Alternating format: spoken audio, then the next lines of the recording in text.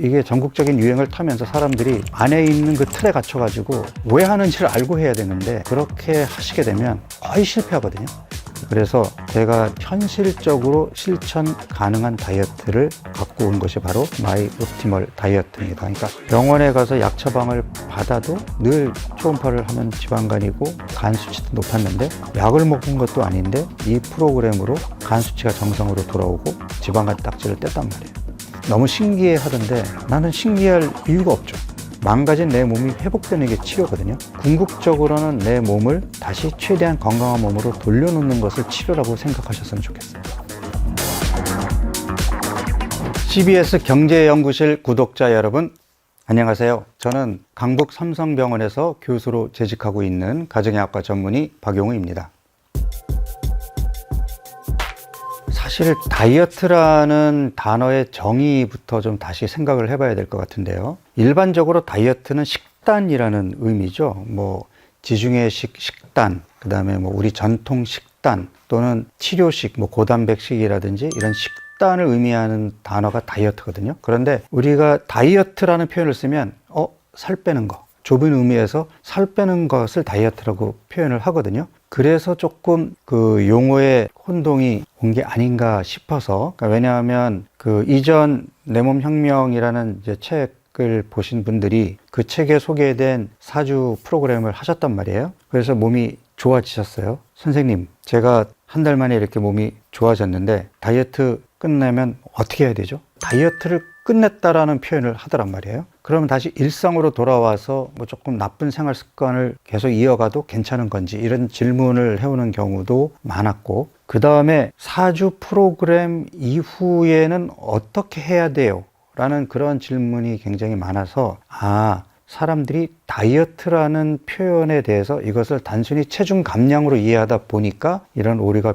빚어지는구나 해서 제가 이 다이어트라는 용어를 재정립해야 되겠다라는 생각을 한 겁니다. 사실 다이어트는 건강한 다이어트를 평생 해야 되는 거거든요. 제가 제목을 옵티멀 다이어트라고 한 이유는 각자의 체질, 건강 상태가 다 다른데 그런 토양을 고려하지 않고 마치 1500칼로리 식단표와 주 5일 유산소 운동만 하면 다 살 빠져 하고 한 사이즈의 옷을 모든 사람들한테 나눠주고 이 옷만 입으면 괜찮아. 그럼 어떤 사람들은 잘 맞겠지만 어떤 사람은 꽉 낄 수도 있고 어떤 사람은 헐거울 수도 있잖아요. 이건 정답이 아니거든요.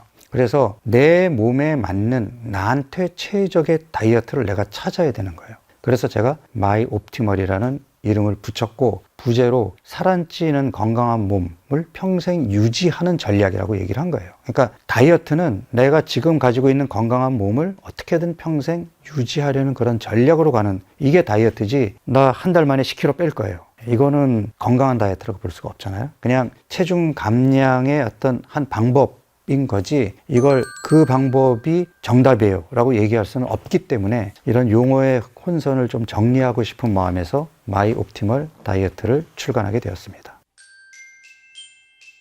그러니까 이것도 역시 다이어트를 체중 감량 목적으로만 할 거냐 아니면 감량 후 건강해진 몸을 평생 유지하는 다이어트를 할 거냐에서 나오는 오류일 것 같아요. 저탄고지라는 방법이 단기적으로는 효과가 큽니다. 왜냐하면 탄수화물을 줄이게 되면 우리 몸이 이제 케톤이라는 지방산을 분해한 분해산물을 에너지원으로 쓰기 때문에, 그리고 초반에 수분도 빠지게 되고 우리 몸속에 대사에 변화가 생기거든요. 그래서 초반에는 체중 감량 효과가 아주 뛰어납니다. 문제는 이거를 평생 지속할 수 있느냐는 거죠. 그래서 저탄고지로 내가 몇 킬로 감량을 했어요. 끝나고 다시 탄수화물 섭취량을 늘리게 되면 야금야금 또 체중은 돌아오겠죠. 그러면 내가 평생을 감량 체중을 유지하기 위해서는 저탄고지라는 이 다이어트의 프로토콜에 내 몸을 맞춰야 돼요. 그래서 지금 저탄고지를 오랫동안 실천하시는 분들의 신진대사는 우리랑 다릅니다. 탄수화물보다 케톤을 잘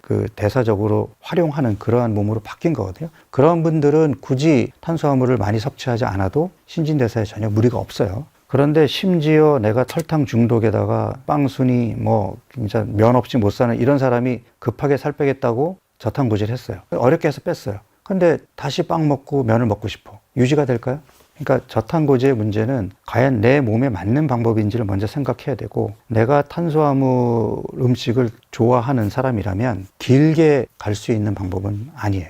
그다음에 간헐적 단식 같은 경우도 간헐적 단식이라는 방법이 정확하게 그 내용을 이해해서 내 몸에 맞는 방법으로 적절하게 잘 활용했다면 건강에 도움이 될 수 있지만 단순히 그거 16시간만 굶으면 돼. 일주일 중에 이틀만 뭐 안 먹으면 돼. 이런 막연한 개념만 가지고 내 몸에다가 무리하게 적용했을 때 오히려 건강을 해칠 수도 있거든요. 그래서 간헐적 단식의 경우는 좀 더 공부를 하셔야 돼요. 왜 간헐적 단식을 해야 되는지, 그리고 간헐적 단식을 어떻게 해야 건강에 도움이 되는지, 이런 것들을 공부하고 하셔야 나한테 도움이 되는 전략으로 이용할 수 있는 겁니다. 그 다음에 이제 전국적으로 유행을 탔던 박용우의 4주 다이어트 프로그램, 제가 책을 썼던 게 2018년도니까, 그리고 그 전부터도 제가 이제 쭉 서적을 통해서 4주 프로그램을 독자들한테 제시를 해왔던 거고, 그게 조금씩 변화가 돼 왔던 거거든요. 근데 이게 전국적인 유행을 타면서 사람들이 책을 보는 게 아니라 한 장짜리 그 A4 용지 하나에 있는 요약본만을 보면서 10일째에는 24시간 단식을 해야 된대. 뭐 첫 3일은 쉐이크만 먹어야 된대. 그러니까 그 안에 있는 그 틀에 갇혀가지고 그렇게 하시게 되면 거의 실패하거든요. 왜 하는지를 알고 해야 되는데, 그리고 특히 당 중독에 빠져 있는 사람들이 첫 3일 동안에 탄수화물을 제한하게 되면 당연히 힘들겠죠. 두통도 심하고 이른바 캐터플로우라 그러는 이제 몸살 증상도 생길 수가 있고, 그러니까 이 방법은 나한테 안 맞아 하고 포기하게 되는데, 왜 그걸 해야 되는지를 알면 내가 조금 힘들어도 참고 할 수 있는데, 전혀 이런 이론적인 베이스 없이 남들이 해서 성공했다 그러니까 그냥 따라 했단 말이에요. 무턱대고. 아니, 나한테 맞는 다이어트를 해야지 남이 성공했다고 나도 똑같은 프로그램을 하면 성공하겠냐는 거예요.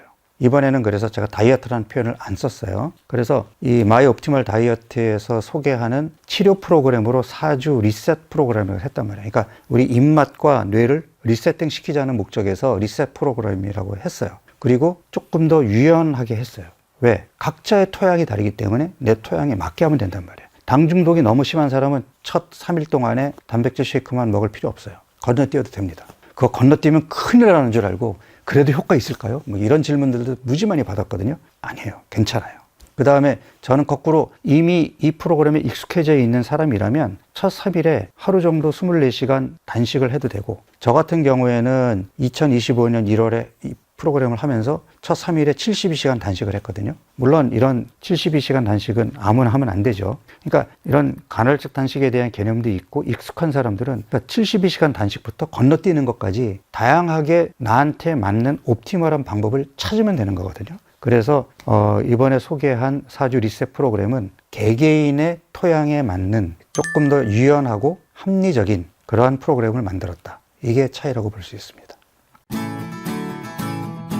그러니까 왜 다이어트를 시작하기 전에 내가 준비기를 두었을까요? 부터 생각을 해야 되겠죠. 그러니까 이제 살 빼야 되겠어 하고 오는 사람들의 특징이 뭘까요? 이미 몸에 안 좋은 음식들 먹고 몸에 이제 신진대사도 좀 안 좋아 있겠고, 식사도 불규칙할 거고, 또 본인 나름대로 살 빼겠다고 뭐 굶기도 해보고 뭐 이런저런 방법을 써서 근육은 근육대로 빠져 있고 기초대사량은 뚝 떨어져 있을 거란 말이에요. 그런 몸에서 다이어트 시작하면 결과가 좋을까요? 그러니까 처음에 준비기라는 거는 내 몸을 본격적으로 다이어트를 시작할 수 있게끔 추리는 기간이거든요. 그럼 이 기간 동안은 뭘 해야 되죠? 내 몸이 다이어트 프로그램 시작할 때 효과적으로 반응할 수 있게끔 그런 상태로 만들어야 되겠죠. 그 첫 번째가 잘 먹는 거예요.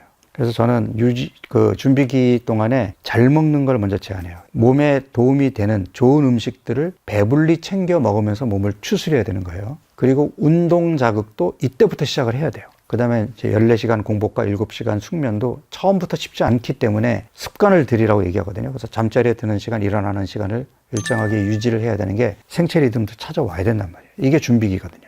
그래서 잘 자고 잘 먹고 운동하고 이러면 이제 본격적으로 체중 감량 프로그램에 들어갈 수 있는 준비를 갖추게 되는 거죠.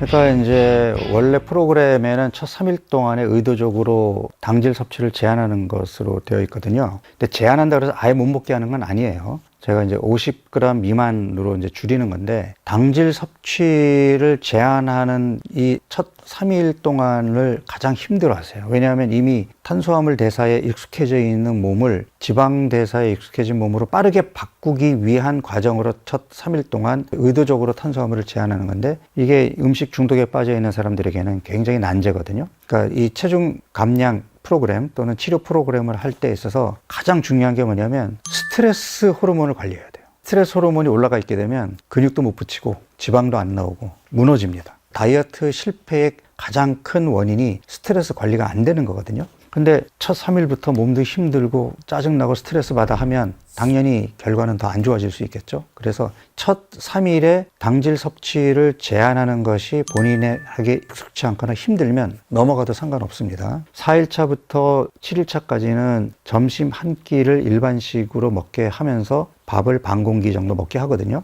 그러니까 4일차부터는 탄수화물 총 섭취량을 대략 50에서 70g 정도로 맞추는 거거든요. 제가 이렇게 숫자로 얘기한 게 조심스러운 게 꼭 제가 밥을 몇 그램 먹어야 돼요 이렇게 물어보는 사람 하도 많이 봐가지고 그런 우리 숫자에 매몰되지 말자는 거예요.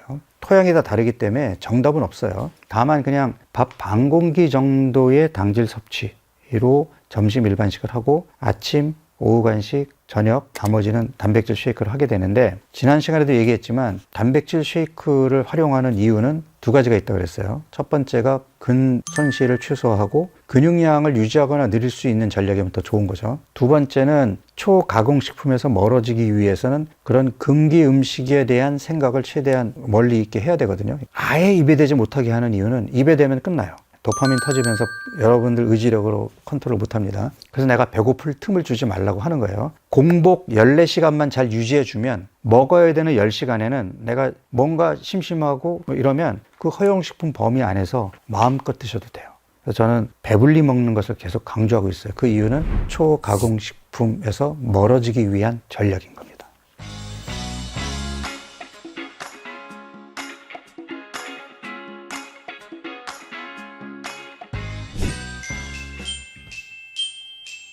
단백질 쉐이크를 제가 만든 이유는 단백질은 필수 영양소란 말이에요. 그러니까 음식으로 반드시 얻어야 되는데 우리 주변에서 지금 이제 내가 대사 이상을 해결해야 돼. 그럼 설탕도 끊어야 돼. 정제 씨앗기름도 끊어야 돼. 탄수화물의 총 섭취량도 줄여야 돼. 그러면서 단백질을 챙겨 먹어야 돼. 이런 원칙이 있는데 이런 원칙에 따라서 양질의 단백질을 챙겨 먹을 수 있는 음식이 뭐가 있을까요? 생각보다 없어요. 둘러보면 다 탄수화물 위주의 음식이거나 아니면 단백질을 얻기 위해서 먹으면 포화지방이나 지방 함량이 많은 그런 음식이란 말이에요. 쉽지 않아요. 그리고 바쁜 현대인들이 그걸 집에서 만들어 먹기도 어렵고 그래서 고육지책으로 한 끼 식사로 대신할 수 있는 단백질 쉐이크를 만든 거예요. 그러면 내가 만들면서 지금 얘기했던 이런 내용들이 그 안에 다 담겨 있어야 되잖아요. 자, 일단 단백질 섭취의 목적이 포만감도 유지하면서 근손실도 막고 이래야 된단 말이에요. 이 근육을 유지하거나 늘리거나 또는 근손실을 막는 가장 최적의 단백질은 유청 단백입니다. 그러니까 유청 단백이라는 게 이제 우유 단백인데 거기도 농축 유청이 있고 분리 유청이 있고 가수분해 유청이 있는데 가수분해 유청은 가격도 세고 엄청 써요. 그래서 맛을 잡기가 쉽지 않아요. 농축 유청의 경우에는 만드는 거에 따라서 단백질의 농도가 35%에서 한 85%까지 다양해요. 분리 유청은 그 90% 이상의 단백질을 갖고 있으면서 유당이나 이런 것들을 다 제거하다 보니까 그러니까 우유에 조금 그 알러지나 또는 불편함이 있는 사람들도 조금 안전하게 먹을 수가 있고 근육 생성에 도움이 되는 아미노산이 류신이라는 아미노산인데 이 류신이 가장 많이 들어있는 게 유청 단백이거든요. 그리고 분리 유청 단백은 빠르게 소화 흡수돼요. 그래서 별명이 패스트 프로테인인데 그러니까 이런 분리 유청 단백을 일정한 시간 간격으로 먹으면 계속 혈중의 아미노산 농도를 유지하면서 근 손실이나 이런 거를 막을 수 있고 심지어 거기다가 운동 자극이 들어가면 근육 생성에 도움이 되겠죠. 그래서 분리유청 단백을 쓰는 것이 가장 좋은데 여기에 단점이 뭐냐면 비싸요. 그러면 우리가 프로그램 때문에 이거를 계속 먹어야 된다 그러면 사실 소비자들이 이 주머니 가격 부담도 이거 무시 못할 요인이거든요. 그래서 분리유청 단백을 쓰면서 분리대두 단백을 같이 쓴 거예요. 대두 단백은 콩 단백인데 콩 중에 대두는 완전 단백질이에요. 그 아미노산 조성이 아주 좋아요. 그리고 우리가 이 아미노산의 퀄리티를 보는 각종 지수들이 있는데 그 중에 단백질 소화율을 교정한 아미노산 스코어라는 게 있는데 이게 분리대두 단백이 1이에요. 1이 최고 점수거든요. 물론 분리유청 단백은 1보다 더 높은데 최고 점수가 1이라서 똑같이 1인데 분리유청 단백에 비해서 거의 손색 없이 좋은 단백이면서 가격이 착해요. 그리고 분리유청 단백은 빠르게 흡수되는 데 반해서 분리대두 단백은 상대적으로 흡수율이 좀 느려요. 그러면 흡수율이 빠른 애들은 근생성이나 근손실 감소에 도움이 되고, 흡수율이 조금 느린 애들은 포만감을 오래 유지시켜주는 데 도움이 되겠죠.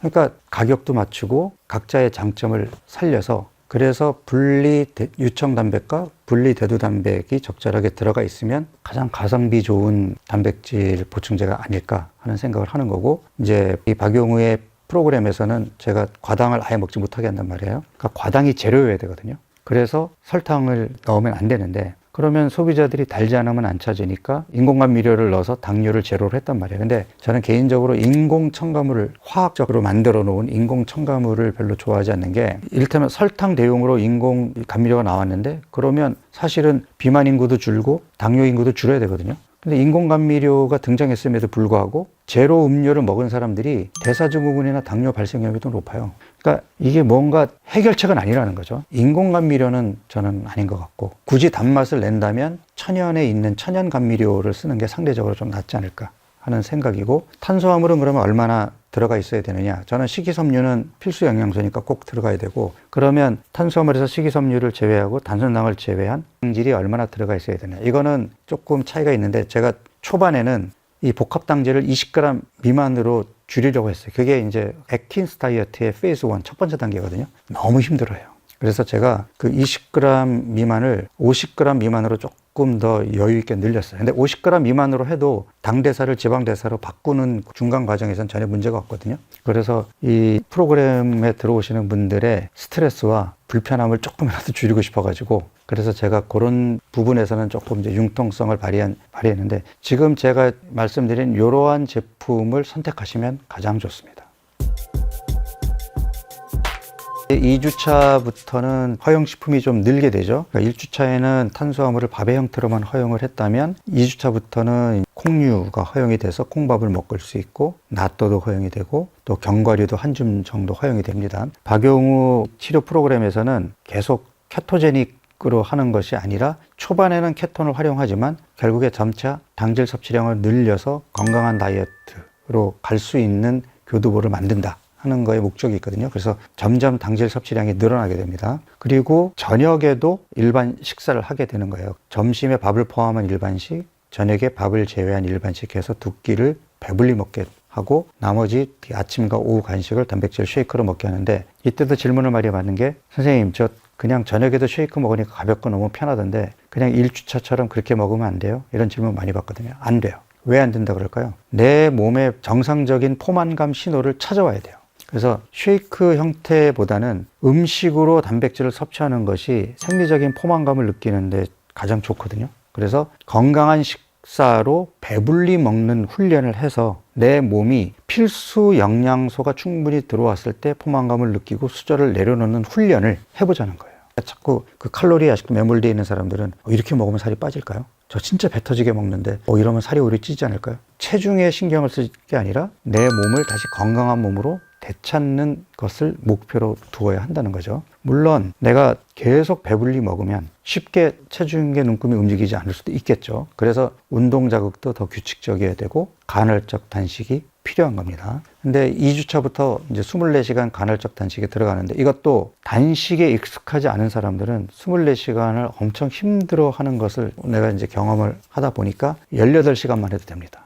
꼭 24시간 집착할 필요 없어요. 그러니까 하는 사람들이 너무 숫자에 집착해가지고 선생님 저 20시간밖에 못했는데 이러면 결과가 안 나오나요? 괜찮아요. 18시간만 해도 됩니다. 그러니까 18시간에서 24시간 사이에서 융통성 있게 하시면 되는 거예요. 특히 여성분들이 생리 주기에 따라서 몸 컨디션이 다른데, 생리 직전에 이제 생리전 증후군을 갖고 있는 사람들은 다이어트가 쉽지 않거든요. 그럴 때는 아예 24시간 안 하셔도 돼요. 다음 주에 하셔도 상관없거든요. 안 하셔도 되고 14시간 공복을 유지하던 걸 그냥 18시간까지만 하겠다. 처음에 뭐라고 얘기했죠? 스트레스를 주면 안 된다. 그러면 실패해요. 그래서 내려놓고 내가 더 건강해지기 위해서 지금 잠깐 내가 좋아하는 것들과 이별했어 하는 긍정적인 생각으로 참고 버티는 것이 중요합니다.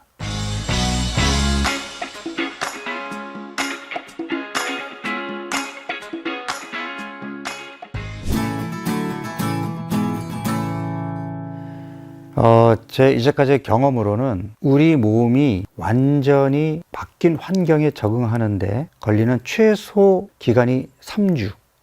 이것도 역시 개인차가 있지만 최소 3주 동안은 집중해야 몸이 바뀌거든요. 그런데 그 3주가 되기 전에 이제 1주차는 어떻게든 잘 지켰는데 2주차로 넘어오면서 먹지 말아야 될 음식을 먹었다? 그러면 실패할 가능성이 높아요. 저도 이 프로그램을 오랫동안 하면서 이제 환자들을 봐왔고, 저도 개인적으로 경험을 했고, 금기 음식을 먹게 되면 몸은 다시 거꾸로 갑니다. 예전 몸으로 돌아가는 데다가 이 초가공식품, 고당, 고지방 식품의 특징이 한 번으로 못 끝나요.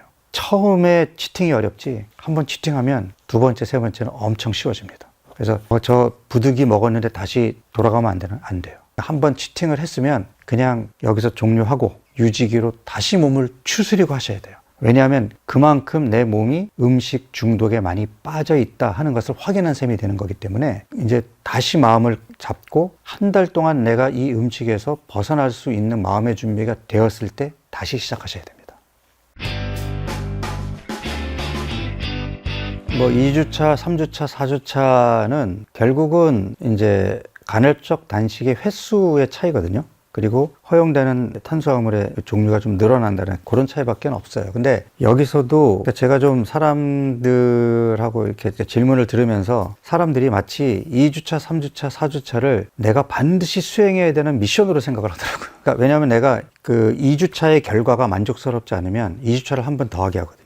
근데 사람들은 그러면 뭔가 패배자 같은 느낌이 들고 내가 열심히 안 했나? 왜 3주차로 못 가게 하지? 이게 중요한 게 아닌 거예요. 그거를 너무 저런 미션에 집착해가지고 아직 준비가 안 돼 있는데도 3주차를 한다든지 준비가 안 돼 있는데 4주차로 넘어가는 거는 득보다 실이 더 커요. 첫 주에는 근육이 빠지거든요. 그러니까 당질 섭취를 제한했기 때문에. 그러면 2주차에서는 떨어진 근육량이 회복이 돼야 2주차 미션에 성공한 거예요. 그래서 2주차 끝내고 내가 체지방 검사를 했을 때 빠졌던 근육이 회복되고 본격적으로 체지방이 빠지기 시작하면 그러면 3주차로 넘어가도 돼요.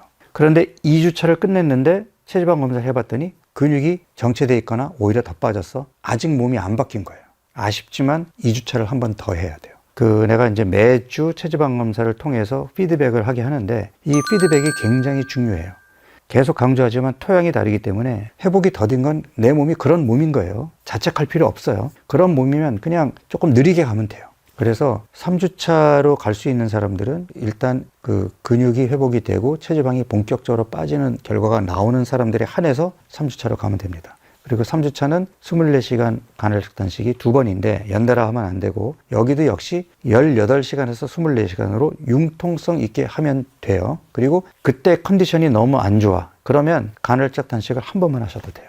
꼭 2번을 해야 된다라는 그런 집착 이런 생각에서 벗어나셔야 돼요. 그리고 3주차에는 운동이 2주차보다 더 빡세야 되거든요. 그러면 내가 운동의 퍼포먼스를 높이기 위해서는 어느 정도의 당질 섭취가 필요하기 때문에 그래서 고구마라든지 블루베리라든지 이런 추가적인 탄수화물 허용 식품이 생기는 겁니다.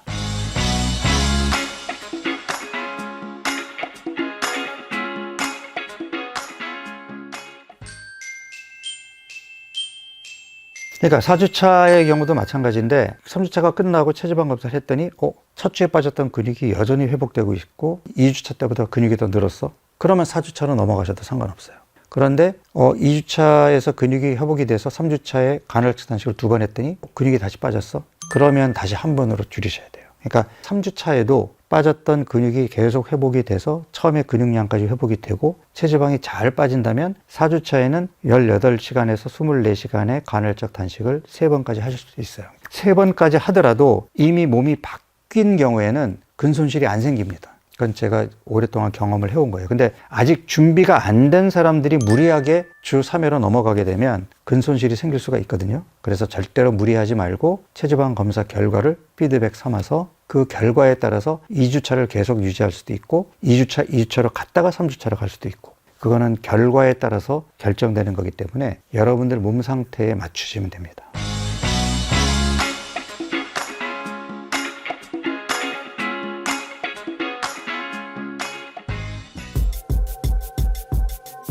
사실 4주차까지 했는데도 여전히 지방이 잘 빠지고 근육이 유지가 되거나 올라가면 4주차를 더 하셔도 돼요. 근데 4주차를 했더니 다시 근육이 빠졌어요. 그러면 3주차나 2주차로 뒤돌아가야죠. 그런데 되돌아갔는데도 근육이 잘 유지가 되고 지방이 잘 빠진다면 그냥 4주에서 끝낼 이유는 없죠. 본인도 신이 날 거거든요. 근데 우리 몸이 아무리 100% 철저하게 잘하려고 노력을 해도 정말 원칙대로 한다는 게 쉽지 않아요. 그래서 적게 먹는 걸 눈치채고 운동 자극이 충분치가 않으면 결국은 정체가 오거든요. 그거는 우리 몸의 생존을 위한 본능적인 적응 반응인 거예요. 그래서 그런 경우에 무리하게 더 빼야 돼, 그리고 더 안 먹으려고 하고 이러면 몸이 더 축나요. 그러니까 이럴 때는 자연스럽게 그냥 유지기로 넘어가는데, 이 유지기에는 두 가지가 있어요. 내가 이 프로그램 끝나고 다시 회복이 돼서 그냥 이 몸을 그냥 평생 유지할래. 그러면 그거는 유지기가 아니고 그냥 마이 옵티멀 다이어트를 평생 하시면 돼요. 그런데 아쉬워. 좀 더 빼고 싶은데, 조금 더 건강해지고 싶은데 뭔가 안 움직여. 근데 여기서 그냥 멈추기는 아깝고, 그렇다고 바로 하자니 잘 안 될 것 같고, 이럴 때는 짧게 유지기를 갖는 게 있거든요. 유지기는 우리가 제일 처음에 준비기를 했듯이 다시 몸을 추스리는 거예요. 알게 모르게 떨어진 기초대사량을 회복시키고 근육량을 유지시키거나 더 늘려놓고 다시 시작하면 또 결과가 좋겠죠. 그러니까 우리가 시작하기 전 준비기를 했던 기분으로 유지기를 하신다면 적응하는 기간을 3주로 보는 거니까 3주 정도 내가 집중해서 다시 회복됐다라고 느껴지면 1주차부터 다시 시작하셔도 되고, 조금 몸이 건강한 몸으로 바뀌었다고 느껴지면 그냥 2주차부터 시작하셔도 됩니다. 이거는 정답이 없어요. 본인의 몸에 맞게끔 여러분들만의 옵티멀 프로그램을 찾으시면 돼요.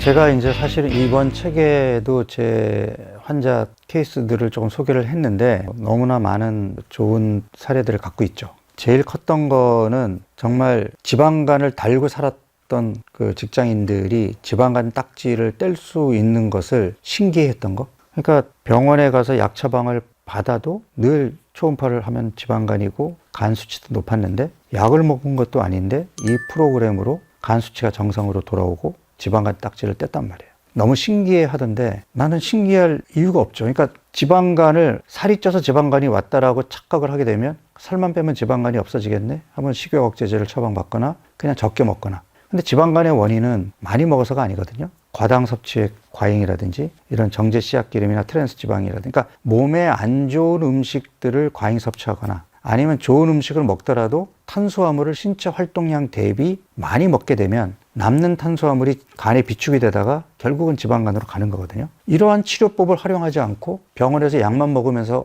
간 수치가 떨어지기를 기대했던 사람들은 그냥 이건 평생 달고 다니는 병인가 보다 생각하면 살았을 거 아니에요. 한 달 만에 드라마틱하게 좋아지는 결과를 보고 저한테 인사를 했던 분들이 꽤 많았고요. 그 다음에 콜레스테롤 약, 혈압약 끊는 분들이 굉장히 많았고, 당뇨 같은 경우는 이미 췌장의 기능이 어느 정도 남아있느냐에 따라서 회복되는 정도가 달라질 수는 있는데, 초기 당뇨는 거의 정상으로 돌아올 수 있습니다. 근데 어느 정도 진행된 상태에서는 완전 회복은 힘들고 평생 관리는 하되 복용하던 약의 가지수를 크게 줄일 수 있었다라는 그러한 얘기를 제가 들었고요. 사실 제가 이 책에도 소개했지만 어느 노부부가 이제 살 빼겠다고 저한테 왔는데 두 분 다 당뇨였거든요. 좀 심한 당뇨였는데 약 안 먹고 어떻게 해결할 수 있는 방법이 없을까요? 그래서 그러면 제 프로그램을 한번 철저하게 하실 자신이 있으세요? 하시겠다는 거예요. 이 4주 치료 프로그램을 3개월간 했거든요. 3개월간 해서 남편은 완전히 정상으로 돌아왔고 부인도 약을 안 써도 될 정도 수준까지 돌아왔단 말이에요. 물론 운동도 열심히 했고 먹는 것도 철저히 지켰고 시키는 대로 다 했죠. 그래서 몸이 건강해졌어요. 이런 분들은 이제 앞으로 옵티멀 다이어트로 계속 그 몸을 유지하면 되잖아요. 근데 만약에 그분들이 그냥 대학병원에 당뇨 센터로 갔다면 선생님이 이렇게 자세하게 설명을 해 주셨을까요? 아마도 그때 당화혈소 수치가 너무 높았으니까 당뇨약을 바로 처방해 주셨을 거고, 이분들은 그냥 평생 당뇨약을 먹으면서 살아야 되나 보다 하고 3개월치 당뇨약을 받아서 지금도 약을 드시고 계셨겠죠. 그러니까 당뇨약을 복용하는 것을 치료라고 착각하는 사람들이 너무 많은데, 치료는 망가진 내 몸이 회복되는 게 치료거든요. 부득이 지금 몸이 많이 망가져 있기 때문에 약의 도움은 받지만 궁극적으로는 내 몸을 다시 최대한 건강한 몸으로 돌려놓는 것을 치료라고 생각하셨으면 좋겠어요. 지금 운동에 대한 질문도 많이 받는데, 우리가 이러한 내 몸을 다시 리셋시키는 프로그램에서 운동은 체중계 눈금을 줄이는 목적이 아니에요. 내 몸의 신진대사를 빠르게 개선시키는 목적으로 운동을 한다고 생각해야 돼요. 그러면 이 운동이라는 걸 약으로 생각한다면 용법 용량을 맞춰야 될 거 아니에요. 용법이 뭐죠? 일주일에 4번 이상을 해야 돼요. 4번, 5번을 해야 최대 효과를 내는 거지, 저 일주일에 3번 운동해요. 안 하는 것보단 낫지만 옵티멀 효과는 얻기 힘들어요. 그러면 용량은 뭐냐? 어제보다 힘들게 해요. 사람들이 자꾸 나한테 물어보는 게 선생님 이거 뭐 트레드밀의 속도는 얼마로 놓고 해야 되고 사이클링은 저항값을 얼마로 놓고 몇 분을 해야 돼요. 하나도 중요하지 않아요. 자, 헬스클럽 갔더니 어떤 친구는 시속 12km 놓고 30분을 여유 있게 뛰어. 어떤 사람은 8km 놓고 막 헉헉거려. 누가 더 운동 효과가 좋을까요? 헉헉거리는 사람은 내 신체 능력보다 지금 무리한 운동을 하는 거잖아요. 그러면 내 몸이 업그레이드 되겠죠. 그러니까 익숙한 운동을 편하게 하는 거는 지금의 몸 상태를 유지하는 거고, 내가 지금의 몸 상태에서 업그레이드 된 몸을 만들고 싶으면 힘들어야 돼요. 힘들게 하는 게 정답입니다. 그래서 제가 혼자 하지 말고 트레이너와 같이 해라 하는 걸 강조하는 이유가, 돈 아끼려고 생각하지 마세요. 여러분들 병원 가면 물리치료할 때 돈 내잖아요. 그렇게 생각하시고 여러분들 몸을 더 건강하게 만들어서 나중에 건강한 노후, 행복한 노후를 누릴 수 있는 투자를 하는 거라고 생각하시라고요.